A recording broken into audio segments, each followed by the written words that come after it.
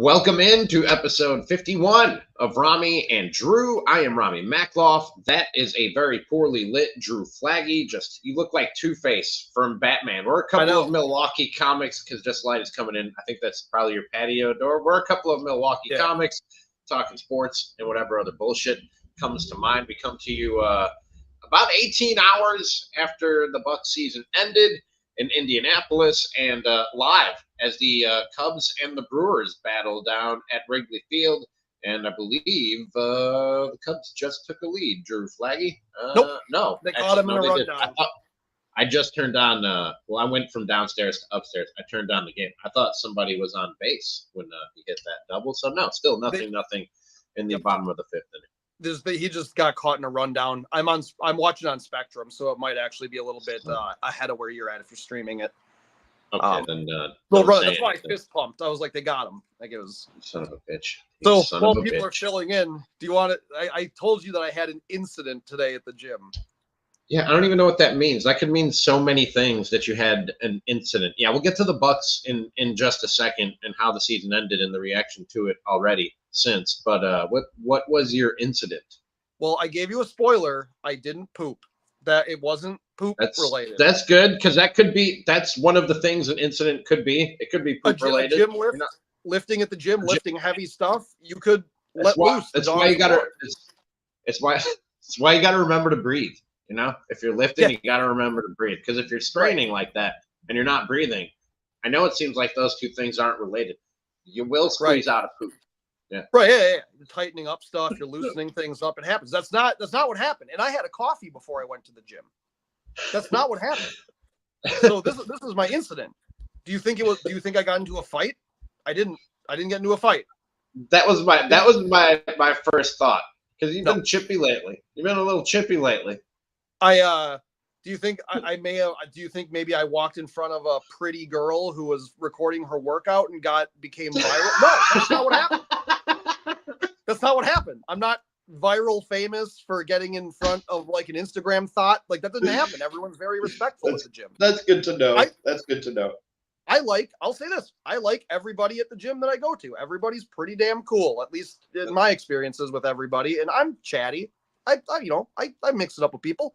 Yeah, you're a chatty fella. I'm not like that, man. I don't really talk to people I don't know unless I'm on a stage.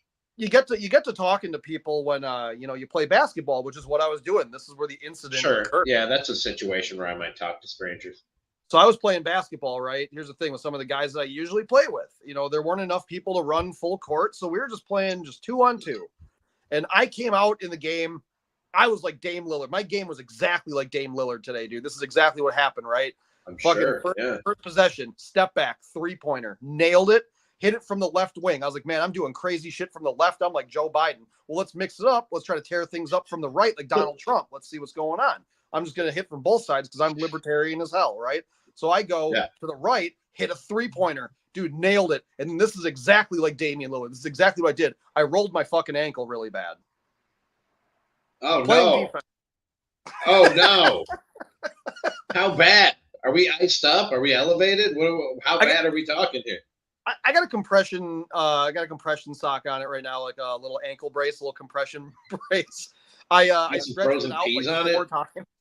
No, I was going through my workout pretty gingerly now because I was like trying to strengthen a little bit around it, just doing some stuff like that. Did Willie Adamas? The wind knocked it down. What grade of us? Don't let me do the stuff because you're just going to spoil it for me. If you're ahead of me, let me do the live updates. All right, because I don't want spoilers. I don't want. You were doing that to me last night while I was watching the Bucs game in the group chat because I was at work. Well, I was at the Improv last night. It was a really really fun night at the Improv. Really good dudes last night. Justin Silva and Trev Houston were the comedians. Hilarious, super nice dudes. Check them out. I don't need to tell you dude, Justin Silva has like 6 billion in TikTok and YouTube followers. So me saying go check out his stuff is pretty dumb. But on top of being funny and very famous, super nice dude. It was a fun night at the Improv. So I was watching on my phone, and of course, the Wi-Fi signal inside the Improv, it can be sketch at times. Right. So it kept buffering, and every time it buffered, I would fall like 10 seconds further behind.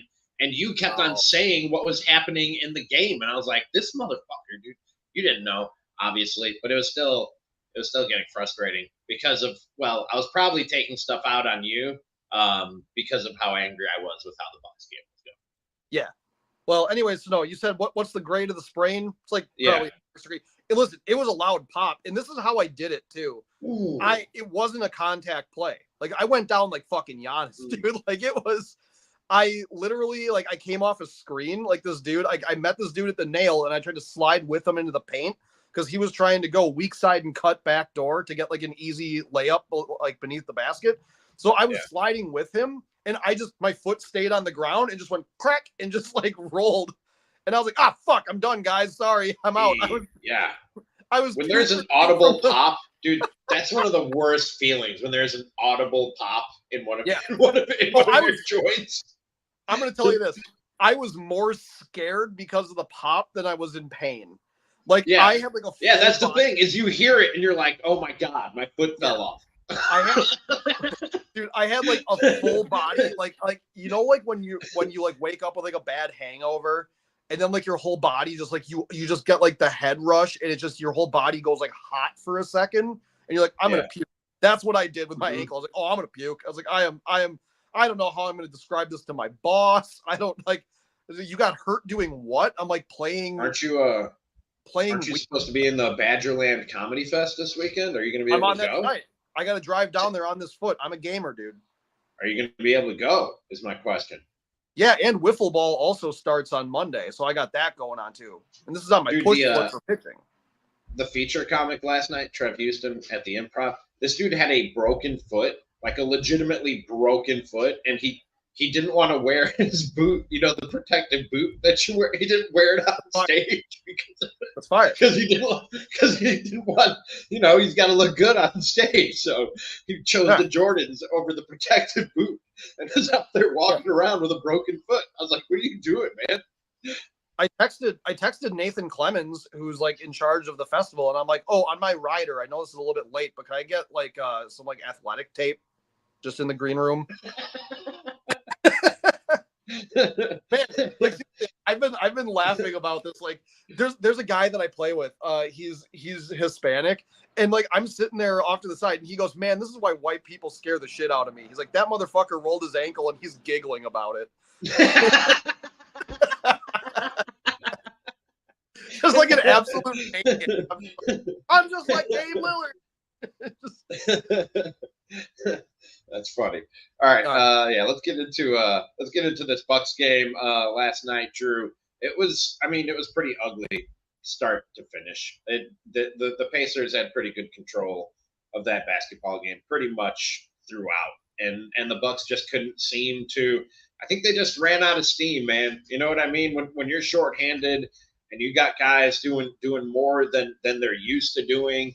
And in some cases, more than they're capable of doing on a consistent basis. You know what I mean? Eventually, that gas tank and quite frankly, the luck runs out. And I think everything just caught up. And when I say everything, I don't just mean the injuries in this series. Man, it has been a season of clearing hurdles for this Bucks team, and I think it just caught up to them. And the Pacers were, as annoying and as they and their fans are, they were the better team in that series.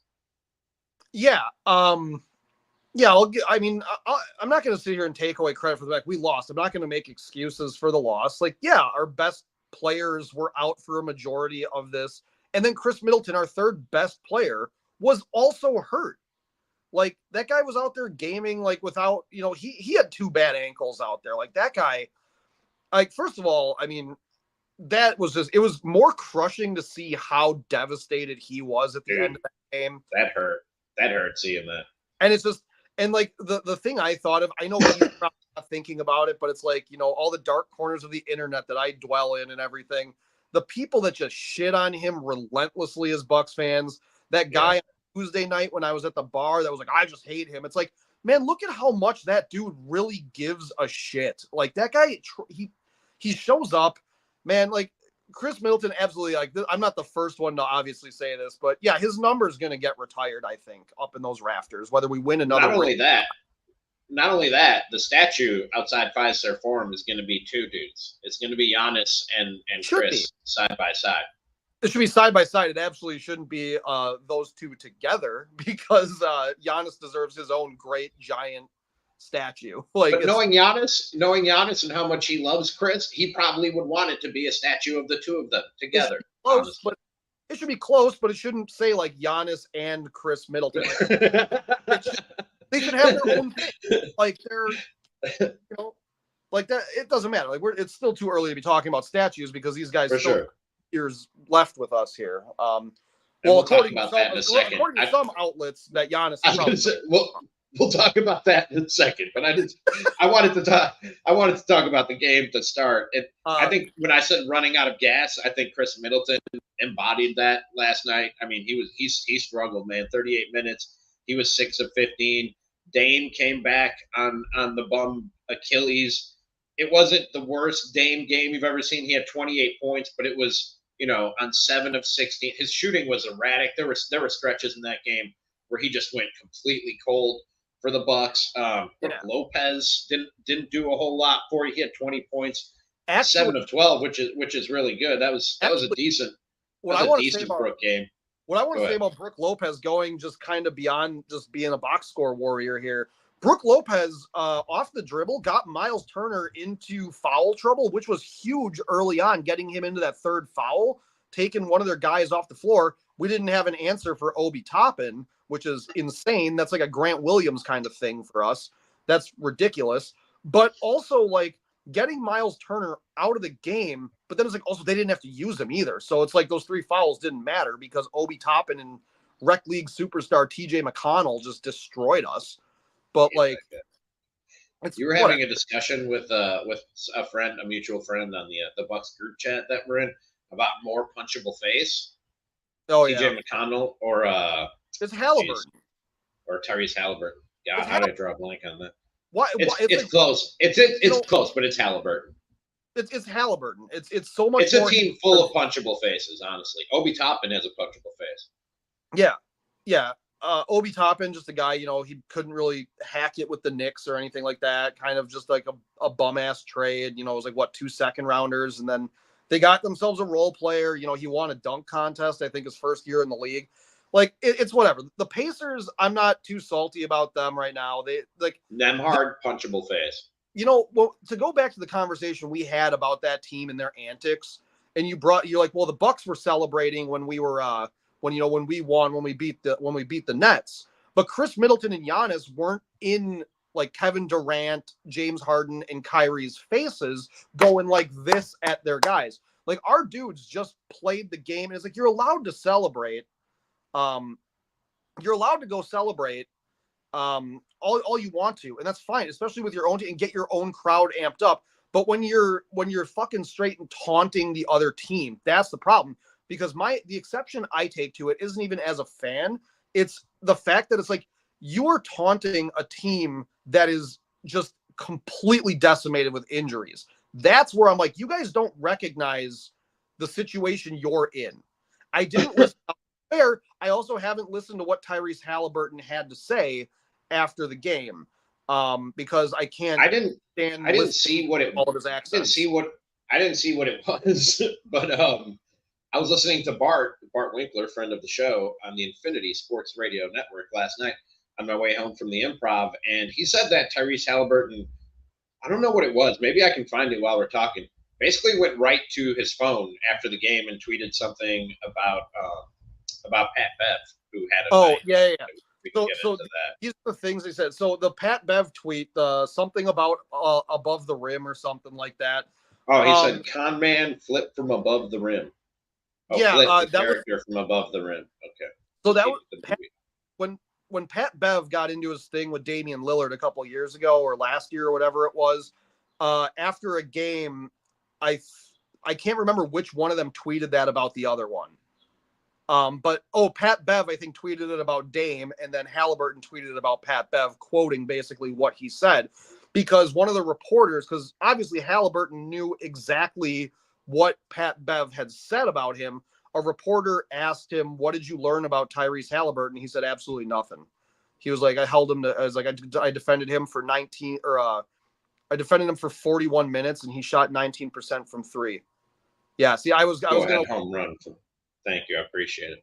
I Morale with the go ahead home run. 1-0 Cubs in the bottom of the 6th with 2 outs. And by the way, while we're talking about Pat Bev and while I'm giving live updates of things, this just came through after his what some might consider disrespect of an ESPN producer in the locker room last night. Patrick Beverley has been banned from future guest appearances on ESPN shows. He will no longer be What are you gonna do, bro? No. Oh my God, they're gonna have to get fucking Gilbert Arenas, who's a moron. Oh God. Oh, it's just more catering for that fat fuck Kendrick Perkins because he's an. Oh my God! Holy shit! Brian Windhorst, craft services is all yours because Pat Bev is gonna come there and eat a sandwich. Jesus Christ! They're just gonna get fatter at ESPN. They're gonna get fatter and dumber and filled with MSG. Oh my God! Those fat clowns. I don't think Pat Bev gives a shit, quite frankly. But also, it's like, did they show the question that was asked prior to him saying what he said? Because this is the kind of shit that Pat Bev talks about on his podcast, first of all. Also, the fact that it's by Barstool Sports. They're sponsored by somebody. So it's not like he's not making money off of his podcast. So why would you give away content that ESPN is going to soundbite clip up? They've clipped everything Dame has said all year long. And, Dame's miserable in Milwaukee. Dame hates it here. Dame's lonely. Dame this, Dame that. Dame hates everything. He wants to be in Miami. Giannis is leaving. Oh, Giannis is going to leave. Giannis hates Milwaukee. Giannis hates his coach. Giannis hates the organization. Giannis hates this. Giannis is going to be much happier in Golden State or with the Lakers, who just fired Darvin Ham today. I don't know if you saw that. So I did. Let's bring him back as an assistant coach. That might be a winning formula. No, Doc ain't going to do that. But all this crap is like ESPN. Yeah. Why, Pat Bev? Why would you go out there and say something that they're going to take out of context because you've been pulling antics this entire series? He knows Pat Bev is a smart enough guy that he knows exactly what they're going to do to him. And I guarantee you that woman asked him a question about the drama that transpired with the benches. And Pat Bev was talking about how that group of fans behind the Bucks bench was getting out of line with the shit they were saying to the Bucks bench. And then, yeah, of course, should he have thrown a basketball at them? Probably not. No, but also, that was a bad idea.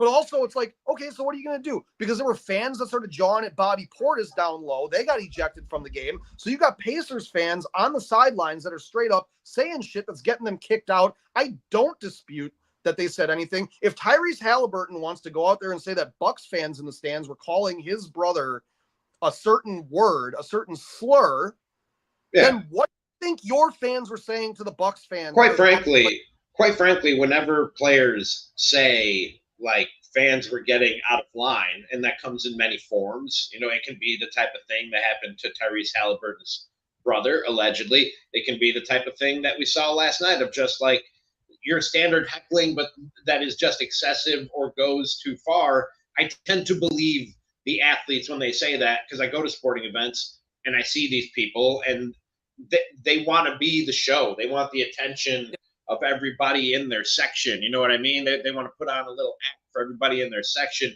and get the attention of the players. Yeah, I know the type. Out, right, everybody. But at the end of the day, I mean, Pat Bev can't throw that ball into the stands. That's just you're going to start a Malice at the Palace type of situation doing some shit like that.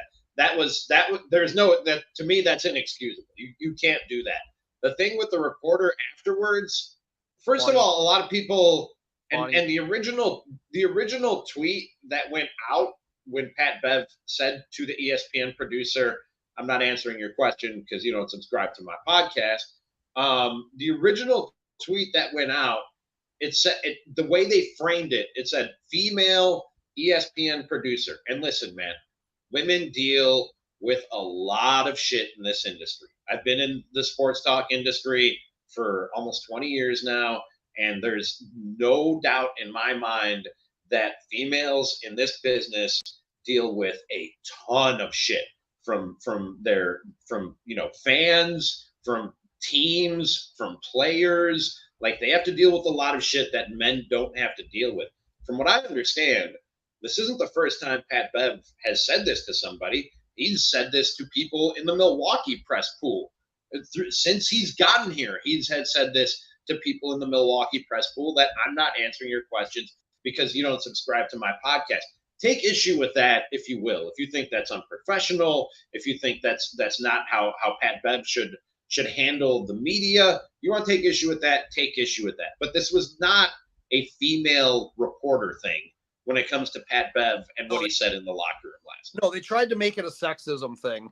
And you know what? Whatever. Maybe there was maybe I don't care. I'm not in his side of his head. I don't care about his intent. It doesn't fucking matter, because at the end of the day, this was innocuous. But my bigger thing is then Brian Windhorst being like, Pat Beverly owes an apology. No, you know who owes an apology? It's ESPN to all the Milwaukee fans who have been playing fantasy basketball with Giannis for the past 8 years. And now they're doing it with Dame. And you know what? Now they're doing it with Dame. Stephen A. Smith said this morning that they should trade Dame, which, by the way, his contract is just about untradeable right now. Next year, a conversation that could realistically happen. This year, it's not happening. Kendrick Perkins yesterday after the Bucks, the body was barely cold. The leg was still twitching. And he goes out and says the Bucks should consider trading Chris Middleton, the most heroic guy in the series. Yeah, that was the dumbest shit. Tell me that while you're stuffing your face full of food, you fat fucking pig, to steal Kevin Culver's thing. Tell me that you haven't watched a basketball game. You know what one of my favorite things to do while I'm eating is? Watch sports. There's a lot of bars that I like to go to, Kendrick. I love to go to bars that have food deals. Certain bars on Tuesdays that I'm a really big fan of because they got a great. We haven't gone to wing night at Lydia's. Oh my God. Some bars that have really good wing nights. And you know what I like to do? I like to plan when I go out around the time that sports are on, because you can stick food down your goddamn gullet while you watch a fucking game and it doesn't affect your brain. But by the way, Kendrick Perkins has, and then he has the gall to say that the guys on TNT don't watch basketball games. It's like, dude, how do you watch this series and say that they should get rid of Chris Middleton? If anyone, I'm watching this series and I'm going, you know what? Maybe Bobby's got to go. We'll get into who has to go on a move-by-move basis on a later episode of the Ramie and Drew Show. Please follow, subscribe, rate, review, and tell a friend on YouTube, Spotify, and Apple. But maybe Brooke, you're like, maybe time to move on. Well, how do you watch Chris Middleton in this series and think that you have to think that he's the guy that has to go? Where do you get that from? It's a hot take. Like, it's straight up. It's the thing that you say. Like I said, people that say things like Chris Middleton sucks and never back it up with any stats or anything like that, or any actual analytical crap. When people start saying that players suck, and it's like, okay, well, let me ask you this about this. And, no one ever wants to answer it. It's the same thing as somebody saying, may the force be with you, or everything's better with bacon. It's just shit you say. It's just a thing. Everything is better with bacon, though. That's seriously what you do. It's just a thing you say, and everybody kind of just knows. It's essentially a meme. It's a greeting card. It's oh, happy birthday. You open a thing, happy birthday, love, Mom. Oh, cool. You couldn't just think to text me that? That's all it is. That's all saying Chris Middleton sucks. There's no substance behind it, but there's more thought behind a birthday card from my mom than anybody saying Chris Middleton sucks. He didn't say Chris Middleton sucks. He just said they might have to. I think it was in the same vein that people say, maybe they should trade Dame and get something for him while they can or whatever. But it's still stupid. But it wasn't as stupid as saying that Chris Middleton sucks by any stretch. And like the other thing too is this was one point that we didn't get to the other night about the if Damian Lillard. I think hottest of takeums Jacob brought this up. But it was like Damian Lillard ruining his trade value. I don't think he did. I think actually with the playoff performance that he had, I think it absolutely just re-upped the stock because it's like that's what he's here for, is playoff basketball. And if Lillard doesn't hurt his Achilles, this is probably a different series. If Bobby can control his temper and he doesn't get kicked out of the game on Sunday, possibly a different story. And also Bobby Portis Pat Bev said on his podcast that Bobby came into the locker room and apologized to the entire team and said, I shouldn't have done that. So it's like he recognized the situation he probably put them in. So that's fine. Like I'm still not a trade Bobby guy. I said that maybe in the offseason, a big thing that Doc Rivers and some of his coaches should do is rent a nice little like RV or something and drive Bobby all across the country to a bunch of different parks, church parking lots, like gyms, YMCAs, and just go to him and go, hey, Bob, the rim is the same height everywhere. Stop shorting it. It's not just Milwaukee that is 10 feet. It's everywhere. It's not moving. I mean, he was pretty good last night I was watching at the club. Yeah, he was 8 for 17, 20 points, 15 rebounds. Man, they got beat up in the rebound department again. It wasn't on the offensive boards, so I guess you'll take that, but they got out rebounded 44 to 40. They gave up 37 defensive rebounds, so they weren't grabbing any offensive rebounds themselves. That was a problem throughout the series. Fast break points in the paint. They went back to giving up just walks in the park and easy buckets around the basket last night. It was that we've seen haunt them before and throughout the season, including the bench. I opened the show by saying this team ran out of gas and some guys finally came back down to earth. We talked after Game 5 about Pat Connaughton giving you productive minutes. He was not productive in his 16 minutes last night. Michael Beasley was only 1 for 5. He had 2 points. We talked about Pat and what he gave you off the bench last night, which was not very much other than some spice and some attitude. It was an ugly performance for this Bucks bench, which was an issue all season long. Yeah. I mean, the other thing, too, with a lot of Bucks fans, they need to realize that this team wasn't constructed around Damian Lillard when all these signings happened. Right. Got to keep going back to Malik Beasley was signed at a time where Grayson Allen was our starting shooting guard. So you had a guy who would play some kind of level of adequate defense. You had Drew Holiday as your perimeter guy, your point of attack guy. So Malik Beasley wasn't expected to do much but come off the bench and shoot threes. And then he ended up having to be in the starting rotation because Pat Connaughton was kind of worse. I do think, I don't like to keep piling on the Pat Connaughton thing. He is the number one guy. I'm like, I don't see him on this roster next year. I think Andre Jackson and AJ Green are going to take those bench spots. I was confused as to why Andre Jackson wasn't playing until late in the third. Too. Because it's like you said, we're getting out rebounded. We're getting just ran off the court. You should have put that guy in there because at least that guy can jump out of the gym. He'll go and mix up and scrap at people. He's absolutely fearless. He's not a great offensive contributor, but hell, at the point that I'm like, why the fuck hasn't he played? It's not like offense on the bench was at a premium here. Was because we had 1 point and it was Danilo Gallinari going 1 for 2 from the free throw line. Doc went to his veterans off the bench in Game 5, and it worked. And we talked about that. And I give Doc credit for that in sticking with those guys and giving them the minutes that he ended up giving them on a night when they were very shorthanded, the most shorthanded that they were all series. But in this game, it wasn't working, man. And he never really pivoted away from that in terms of his rotations and his minutes. Gallinari got 4 minutes. Marjan got 3. Livingston got 3. Thanasis got 3 at the end of the game. Well, Green and Jackson got 5 minutes each. It was all Beasley and Connaughton off the bench last night. Almost all the bench minutes went to those two guys. At least meaningful bench minutes, not white flag bench minutes at the end of the game. Yeah. No, I mean that's just it is what it is. They're gonna. The main thing right now is John Horst going to be the GM this offseason to rebuild this thing. Because that's the only departure that's really kind of scary right now.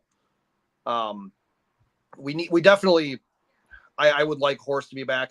I'm not a Horst hater, obviously. I don't know how anybody can be. Well, the dark corner. I know there are people out there who are. There always will be. I don't understand their logic or where they're coming from. Yesterday, for the first time in all the time that I've been on Facebook, yesterday was the first time I actually blocked somebody. because I was like, I just fucking can't with you anymore. And that was before they even lost, right? Yeah, it was like the third quarter when things were starting to look not good, or maybe it was early in the fourth quarter, and it was just straight up someone telling me that they hate Giannis, that Giannis did this team, and I was like, and that's actually one thing, because this is floating around Twitter. This isn't just this person, but all the people that are like, he gets hurt before the playoffs every year. Well, no, he didn't get hurt in 2021 until late in the playoffs when that was a freak accident. And he still came back and played on a bum leg that's going to probably end up destroying his career a few years from now. Like, it's going to be bad late in his life, definitely. Like, he's going to have trouble walking, I would think, at some point.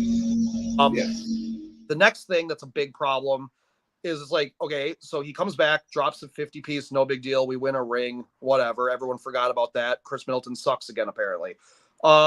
Year after that, we play the Celtics, right? And then Middleton was hurt that year because he slipped on a wet court in Chicago and he jammed his knee and he was out the rest of the playoffs. And we went to Game 7 in the Eastern Conference Finals against. Was it the semis or the Eastern Conference Finals? Semis. I think it was the semis. Semis. Okay, so we go to Game 7 against the Celtics. Okay, they're a good team. Fine. Next year, Kevin Love, first game, this isn't a conditioning thing. Kevin Love slips under Giannis while he's going up for a dunk in this bullshit play that needs to be outlawed because guys like Ja Morant got hurt on this. You had the Miami Heat doing this. Did you see the Heat the other night headhunting the Celtics when they were when they were dead, basically? No. I didn't watch any of that series because, quite frankly, the Heat are hard to watch, especially without Jimmy Butler. The Heat were basically dead in the water, and they were essentially tackling guys on the Celtics. Like they weren't even trying to run them off the 3-point line. They were straight up like tackling guys like Peyton Pritchard and Derek White. It was Heat culture. It was absolute horseshit basketball. It was, you can't score, so we're gonna hurt you. We're gonna put you in the hospital. That's what they did, and that's some culture. That's Kevin Love's thing now. He's old. He's got a lot of gray hair. And all he can do, he can't beat a guy to a spot. He can't defend. So what he does is he draws that charge by slipping under somebody and standing as straight as a statue and just letting someone crash into him. But then he still does good baseball passes. He's still good at that. The long inbounds baseball pass. Yeah. But he turns their body. And so Giannis falls on his fucking back. Oh, that's Giannis's fault for getting hurt, guys. Really? Oh, Giannis, you should have more ass where your spine was, I guess. The fuck? Like, it's just like the squat rack, bro. Get in the squat rack. You were talking about, you were going through the history of the Bucks and the injuries they've had that have ended playoff runs. Dan Schaefer from the recombobulation area, he tweeted this out this morning. He said the last time the Bucks lost a playoff series when Giannis and Chris were both healthy was the 2019 Eastern Conference Finals. Yeah. Now that's some bad luck on the one hand, yes, but at the same time, I did say about the Brooklyn Nets, that team that the Bucks bounced on their way to a championship. Hey man, you are putting your eggs in a somewhat fragile basket. Between those two guys, outside of 2021, you haven't been able to have them both healthy for a playoff run once since 2019. That's a trend. That's a pattern. That and maybe, look, man, maybe Dame is the bridge between those two and can be the other guy if one of them isn't healthy for a playoff run. This year you didn't even have two of them healthy for most of this series, but that's pretty troubling.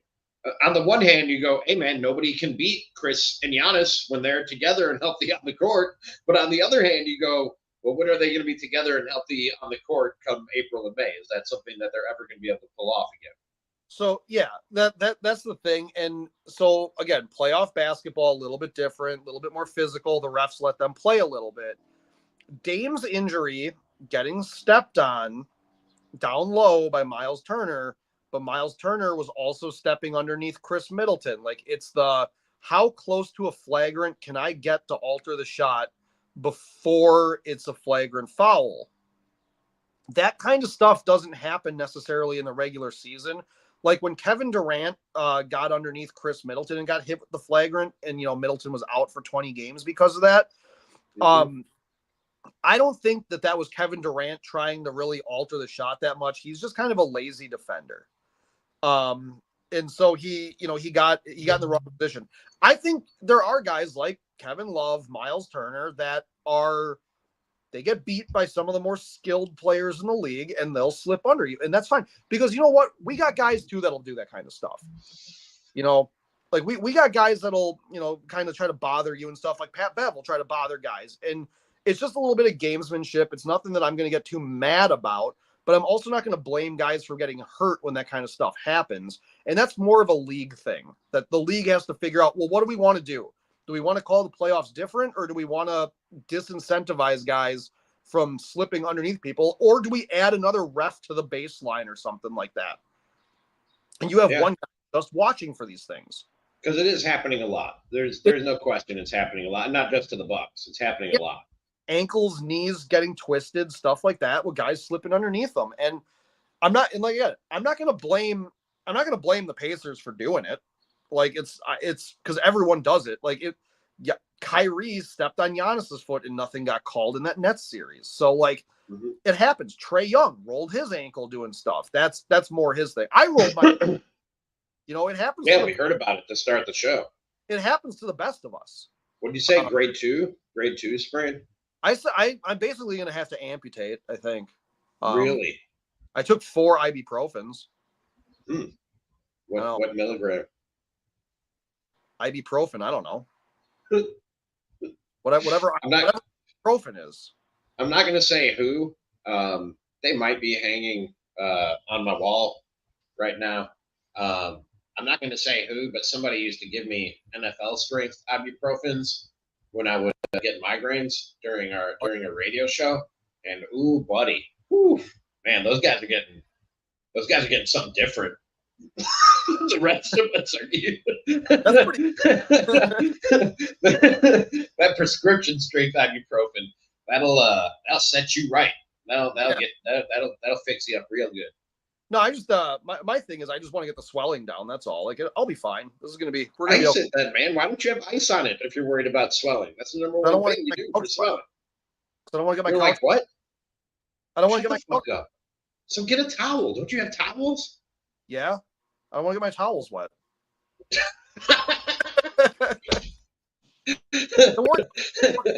No, I'm gonna ice it after I take a shower. Okay. But it's not like I need to alternate. Wet all that. You alternate between hot and cold. I've also been rotating my ankle and stuff and just keeping it kind of just stretching it and stuff. So we're good. We'll be good. Oh no. Full recovery. I'm gonna have a full recovery. My Bally Sports just froze. But it's a commercial Drew, right now. Last thing, and like I said, we'll do like a player by player breakdown of what we think this team should do off season and to improve their chances of winning a championship next season. But for starters, I loved what Dane said about how he's happy in Milwaukee and he's excited about what's to come. I loved what Doc said about what's to come with this team. You said you're handling the loss well. I found myself handling the loss pretty well because of something that we've talked about before, which is that a full off season, because Dane was traded late in the off season, a full off season of these guys working together, a full off season under Doc Rivers and his system and his assistants, getting them ready for what they want to do. I think the chances are better for this team next year. As far as changes, without diving too deep into it, Giannis ain't going nowhere. Chris ain't going nowhere. Dame ain't going nowhere. I think everything else is on the table right now. Yeah, I would think that if the right offer comes along, you can entertain basically anything. But, I mean, the thing that Bucks fans should really just be happy about is Damian Lillard said directly into the camera, just straight up, you can't clip it. You can't take it out of context. The only thing you can do is lie and be disingenuous about what he said or try to apply some kind of subtext or like malintent on what he said. But when Dame flat out said that he's going to be here next year, he's happy with his situation. He said he likes Milwaukee. There's nothing like he's fine. Like no one needs to panic because Dame Lillard, the other thing too is I've been a Portland fan longer than Dame was on that team. I've liked the Blazers for a long time. You know, LaMarcus Aldridge was awesome. I fucking, you know, Clyde Drexler I always thought was cool as hell. Like, there's a lot of those, like, I always really, really like, and like black and red, just a really cool color scheme, and their jerseys have always been cool. So like, I own some Portland stuff. It's cool. Like, I love Portland. So getting Dame honestly never liked their jerseys. I do. The red and like gray stripe thing, never liked their jerseys. I don't love the gray stripe. It's like the only thing I have an issue with, but I actually like the red and white that runs across, and or the red and black for the home jerseys. And their red jerseys, like when they have alternate good red jerseys, those are pretty cool. No, like Dame never spoke out. Like, he was never a guy that was like, I want to trade, I want out, I want this. He's never been that guy. And then the only reason that he asked for a trade was because the front office didn't want to spend money on free agents, didn't want to get him any veteran players. They didn't want to do that. They were going to build through the draft. And he's like, I don't want to be part of a rebuild. Like, that's it's funny. Last night, the Bucks aren't rebuilding the year after that. As long as you have Dame and Giannis, you're not rebuilding. And people respect the hell out of Damian Lillard. He's played on tons of all-star teams. He has connections. He can talk to guys and be like, he can help recruit and try to get guys here. It'll be okay. Yeah, I'm not worried about those three guys. Again, something. It's. I know you probably don't care for this comparison, but when the Cubs won a World Series, and then didn't do anything after that, where a lot of people thought, oh, this is the start of a dynasty. They're going to win 2 or 3 World Series in the next 5 years, or whatever the case might be. At some point, like, you went, okay, like, we love these guys. This core brought us a championship, but something does have to change. Like, this has gotten stale. People have figured this out, and something does have to change. And the criticisms that people have of this Bucks team, as far as their age, their athleticism, and things like that, are valid. They're valid, but I don't think where you're going to make those changes is to the core, especially not with those three guys. It's going to be on the periphery. It's going to be with maybe a Brook Lopez, maybe a Bobby Portis. You know, they're going to have to figure out what they're doing at the 2-guard spot and come in this offseason. Some of the bench needs some serious tweaking, but the core is not going to change. They need to make some changes, but the core of this is not going to change. The 5 I would say that I for sure absolutely want back, and this is going to maybe be controversial. I think we should trade Giannis. I've had enough of him. No, Giannis. No, obviously Giannis, Dame, Chris. Those 3. The other 2 that I want back, honestly, and this is me being dead honestly, I was like, yeah, I said a package could come along. I want Bobby Portis back. Okay. Like, Bobby's another guy. And then my other one is Pat Bev. Because first of all, Pat Bev loves playing for Doc. He'll do whatever you need him to do. You know, he can score a little bit. He gets the crowd fired up. You know, he's just another good guy. He seems like a dude. Like, he was directing traffic really well last night. I like him, but like, you need to get another guard off the bench that can score too then. Because Pat Bev is not a guy that, if Damian Lillard has an Achilles strain somewhere in December, you can't lean on Pat Bev to give you 30 points a night, because that's just not his game. He's an all-around smart point guard, but he's not a guy that's going to go out there and start bombing 3-pointers. He'll hit a few for you. He's a good player. I think he's a really good player. The problem is you can't lean on him for heavy scoring. And that showed up a lot of the times throughout the year, not just with him, but with Cameron Payne, when, you know, the comparison of when Dame plays and Giannis doesn't. Oh, it's like, well, what are the, like, oh, we won more games when Dame plays, not Giannis. But Giannis's backup is fucking Bobby Portis. When Bobby Portis starts, he puts up damn near 20 points a game. He's a starter of 25 other teams in this league. Yep.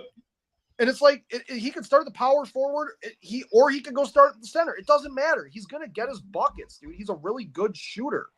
But like, with Pat Bev, it's like, okay, if Giannis plays, Dame doesn't. Well, Pat Bev's not going to necessarily give you 20 every single night. And I'm not saying that when I say that that the only 3 guys that I know are locked in are Chris, Giannis, and Dame.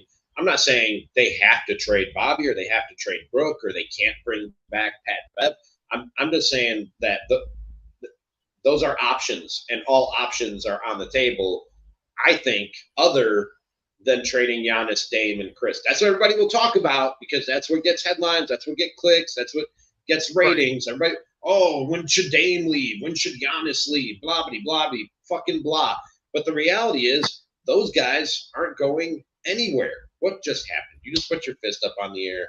Your feed is ahead of my feed, especially after mine froze. It was 1-0 Cubs. It is 1-0 Cubs on my TV screen right now. Go ahead. You already ruined it. Tell me what happened. 1-1. Professional baseball hitter and catcher of baseballs, William Contreras, RBI single. So, dude, he's really good. Dude, he's what he leads. I think he still leads the league in total extra base hit or multiple base hit games. I don't think he's going to be in the MVP race, but if the MVP vote was held in May, he'd be in it right now. William Contreras doesn't necessarily need to be in the MVP. He doesn't need to be in like the MVP talks. He's not he's not put up like 30 home runs or something. He's just a really goddamn good baseball player. He's a really. I would have never thought he was the better Contreras brother. Well, as far as power goes, he's really not. But like, I like him. And I mean, fuck the other one now because he's a Cardinal. I'll always love him and appreciate him for what he did. Yeah, he's wearing a Cubs uniform. Oh, there it is. Yeah. Yeah. That's a really far behind stream. I told you it froze. It froze for about 30 seconds, so it put me that much further behind. You said that, but dude, we're in extra innings now. Like 2 innings just passed. All right. I think I got everything off my chest about the Bucks for now. Like I said, more detailed breakdowns. Drew wants to give season grades. We did that at the midway point. Drew wants to give final season grades. We'll get to all that in a future episode, but I think I got out what I wanted to get out for today. Drew, anything you still got on your chest you need to get off? Should I give you guys wiffle ball updates on Mondays after we play wiffle ball? We got an all. By the way, how come I was never asked to be on the wiffle ball team, bro? Well, I was by Reagan, but after the roster was already set and jerseys have already been bought, and how come I'm your podcast co-host? You don't invite me to be on your fucking wiffle ball, and you know I'm only part-time employed right now. You know I got time for wiffle ball. How come I don't get the invite? What the fuck is that? Because the more players on our team, the less at bats for all the guys who hit home runs. Yeah.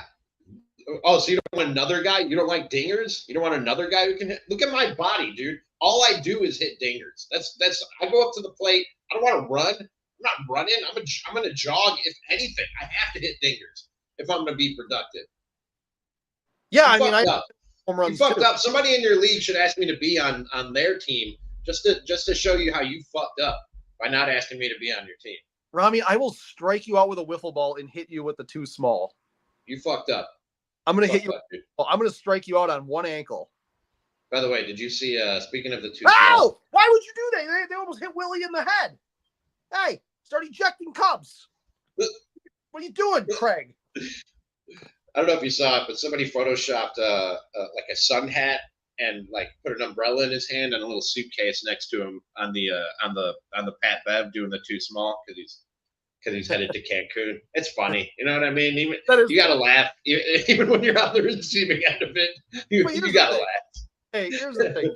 Bev said that's all part of it. If you're gonna talk trash, you got to be able to take it. Like I respect a lot of that.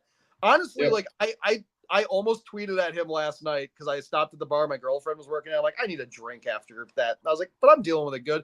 So like I stopped at the bar and I saw Pat Bev, he put like damn belt to ass or whatever. Congrats Pacers. I literally had to tweet out there. I'm like, yo, let's grab a beer when you get back to Milwaukee, dude. You earned it. But that's only gonna read sarcastic. I was like, damn it. I just want to go hang out with Pat Bev. He seems cool as hell.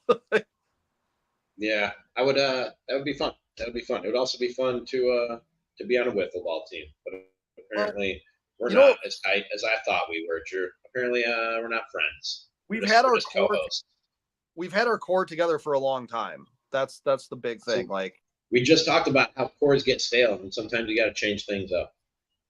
Yeah, we did. We added my cousin Joey last year. Oh, cousin Joey. Added fucking cousin Joey. All right. I see how it is. Me and his two brothers, we told him at every family gathering, like, nah, team's full, dude. We kept him in the minors still. He was ready to come up. Mm-hmm. Mm-hmm. And all right. He's probably our number 2 hitter now. Good for him. I'm happy for you. Out on the podcast. I'm happy for you and cousin Joe. I hope you lose all your games. I hope you twist your other ankle running the bases. Yeah, I said it. I probably will. Good. Good. I hope you do. I was shopping on Amazon for ankle braces before we started the stream. And if you want me to be on the team next year, I will be. If you ask, I will. This has been Ramie and Drew, episode 51. Like I said, future episodes coming up. 2, 2, 1. 2, 2, 1. What happened? No, I'm behind. What happened? Willie Adames, he hit a ball up the middle. Just got between your weak shit infielders, dude. They couldn't get one glove hit the ground, the other glove hit the ground, and that ball just weakly dribbled out there. Willie didn't even hit that ball hard. Oh, right. Oh, found the seam. Yeah, it's about to happen. My ankle. All right, Drew. I hate you. I hope you lose all your wiffle ball games. Cubs are the best team in the NL Central. And we'll talk to you next time on Ramie and Drew. Follow us on YouTube, Spotify, and Apple. Subscribe to the pod. We appreciate it. And we'll talk to you again. Don't